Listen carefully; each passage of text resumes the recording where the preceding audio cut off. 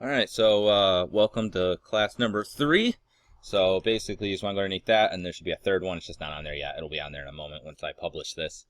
Okay, so I'm just going to kind of go through like we normally do and go down the line. So the first thing I have here is just an animation tutorial that you go through. You just want to do these in order. So you should have already had all your assets, and this basically just goes through how to animate the elements using the animation tool inside of Unity. So just do these two. It should give you a rough idea on how to complete those. All right, user interface design. Okay, so user interface, or sometimes GUI, graphical user interface, basically is the components that you can interact with on in a program. Okay, so there are a bunch of jobs that are just this specifically. Okay, typically the interface could be images, text, or buttons. There are really two things that are important though. One is the aesthetics and the other is functionality. So one, you want it to look good. It should be cohesive with the rest of what you're making. But it's also going to be functional. And to an extent, sometimes the function matters more than even the aesthetic. If they don't know how to use your thing, then they aren't going to be able to navigate in there. Okay. So I'm just going to talk about some basic design components. I'm going to do like a lesson on like graphic design at some point. It's not an area of strength of mine, but there's certain things that you should know going forward when you're doing multimedia design that are useful. Okay, so harmony versus variety or contrast, or unity versus contrast or harmony and whatever. Basically the idea is this.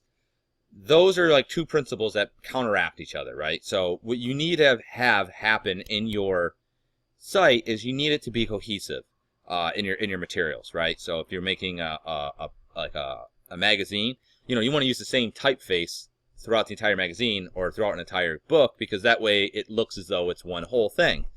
But you need to have some contrast in there in order to create intrigue. So if you look at my site here, it's unified, right? It's all the same style, but there's no contrast, so it's very boring, right? This isn't gonna really entertain anything, but it does have a consistent style, so you're on the site the entire time, right?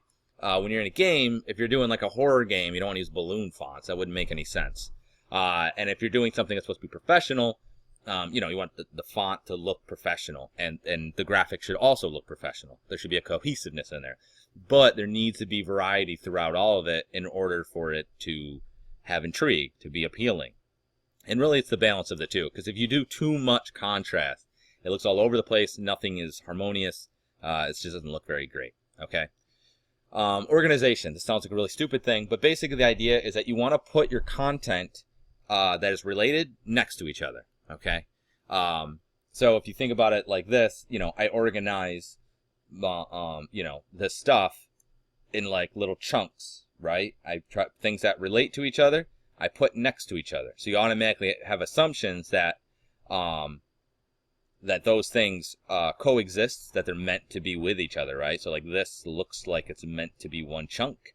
This looks like one chunk. They're organized to be like that. Okay, so you want to make sure you organize your graphics and group them accordingly. Hierarchy, basically what it means is that you want the most important thing to stand out, and then subsequently the next most important thing to stand out, subsequently the next important. So a good way of kind of looking at that is that if you think about this is the most important aspect.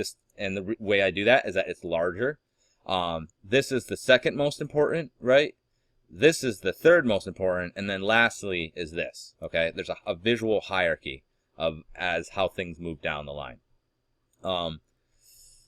Good. Another thing is terse, or to be concise. I just found that word and I was like, that's a fun word, so you're going to learn a word today. But basically it just means concise. It just means that you want your GUI to be as quickly and easily read as possible. You don't want them to have to read through it in order to figure out what it is. If you think about, like, if you're using a mobile device, whenever you see programs and stuff, they use little icons instead of the words, because that reads faster. It's uniform, and you can quickly and easily understand it. Okay. Feel. So the interface should feel responsive. A great example of this is that, like, let's say you're playing like a fighter game, or you're playing, like, let's say a platformer. If the time between when you push jump and the character jumping, if it's delayed, it's going to feel kind of loose, and it's going to feel like you don't have control over it. And that's particularly important if, let's say, you're doing a platformer, because you need that when you hit that, it feels like you're pushing jump and it's jumping. Not that it's sluggish, right? So it's feel. Does it feel like it's responding the way you want it to? Alignment. Alignment helps block out elements, and it makes the page feel more cohesive. So basically the idea is that if you keep things aligned with each other, you're going to automatically have some association with those. So by having everything aligned left here, these all seem like they're part of a thing. If I had another chunk and it was aligned or in the middle, then those elements would seem like they go together. Okay. Try to see if I have any good examples in here. Not really. But alignment's important. White space. So obviously you can make things stick out by using color, size, or images, right? So images draw the most attention more than text or shapes. So something's larger, it's going to give more emphasis, and creating color places more emphasis on things as well. So if I had a colored element in here, like a red letter, that would stick out more than the rest of it. But what white space does is even stronger. When something has space around it, you automatically assume that it's more important. It can be written small, it can be written in achromatically, but if there's space around it, if it has more, like right here, this is a good example because this is actually a mess up. This should be over here. This assumes, because it's got so much white space around it, you assume that it's more important than these. Because really things are only as strong or weak based on what's around them, because you're looking at everything in relationship to everything else, right? So like if you want to make a really strong character, they have to have a really big chest but small legs, because if they have a big chest and big legs, well then they're just squishy. In order to make their chest look big, their legs must be small, and that's how you make them strong. So the same idea here. In order for something to have emphasis, the stuff around it has to be diminutive. All right, size, color, and stuff, that's all kind of obvious. Then next, basically, I'm just going to show you how to put text in there and make the buttons in order to make it work. So just follow this tutorial. That's pretty straightforward. Okay, so Unity, and this is actually what we're doing up here, Unity has a built-in flexible user interface system already in it. It's one of the elements that you can create. Well, you can create cubes and basic geometry in there, but one of the things you can also create is a UI. And the UI is really nice. It's very flexible. It has like you'll see down here, it has a canvas element. And basically what that is that it covers the entirety of the screen and it reacts to the screen. So if the screen, particularly like if you think you play like an app on your phone, you know, it can flip from being vertical or horizontal, right? It can be portrait or landscape. And the screen responds to that, right? It'll change orientation, things will squash and stretch. The canvas will respond to the size of the screen, and subsequently each one of these different elements will squash and stretch with it, meaning that they will they'll be pinned to this canvas, and it allows it to move around. Each one of these have their own little options. There's actually more than this, but these are the basic ones that we would use. So a button basically has a little image thing. It has an on-click component that you can click on it, and it will make an action perform. Text just creates text, obviously. And image, you can put an image in there. Again, pretty obvious stuff. Now, the way it works is that you have an event trigger, and then you have an event handler. And so the idea is this. So if I have a button, the trigger would be when I click on the button. So on click is attached to that. And then when that trigger is triggered, it will go to the event handler, which is the thing that actually produces the action. And so here is where I go through, and it's a little bit longer because it's 3 of these, how to make your buttons basically function so that when you click it, it'll play the animation. And you can kind of apply that to anything. I try to do as little scripting as possible. I just did it in JavaScript. JavaScript's semi-simple. You can definitely look this up, though.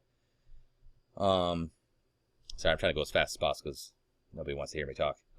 Okay. So blah, blah, blah, so on and so forth. You make the buttons. So just go through these tutorials. You pretty much just want to go through these in order on the way down. Okay, so your next assignment basically is completing your motion narrative. So what I need you to do is you're going to add the interactivity, right? So first is the prep, then the art, and now the interactivity. So for this, what you're going to have to do first is create the animation. So each panel should have something animated. It can be whatever you want. It could be really simple. It could just be the text moving around. It could be the character just sliding. It could be more robust if you want, but there should be some sort of animated component. Then there should also be some interactivity. Basically, I just want you to make buttons. You can make it more robust if you want, that if you push on an image, something happens. I don't really cover how to do that up here, but that is possible. You could probably find a tutorial online. But there has to be some sort of interactivity. And then lastly, the story should be written out on each panel in some sort of text, okay, which I do show you how to do up there as well. And basically those three things, and then you're going to export it into a build. And then I want you to zip those and put them into the Dropbox folder number 03, Assignment Motion Narrative Interactivity, okay? And then this assignment will be complete. It is kind of a lot. But you know, we only, we're supposed to meet twice a week, so we're not doing that. I'm just giving it to you like this, and you can pause it. I imagine that a lot of you guys are going to get stuck on this. Just try to follow the video as best as you can. I know I kind of move around fast sometimes. It's because I'm trying to be succinct. Anyway, so that is basically that. If you run into issues, let me know, and I will reply. So good luck to you guys.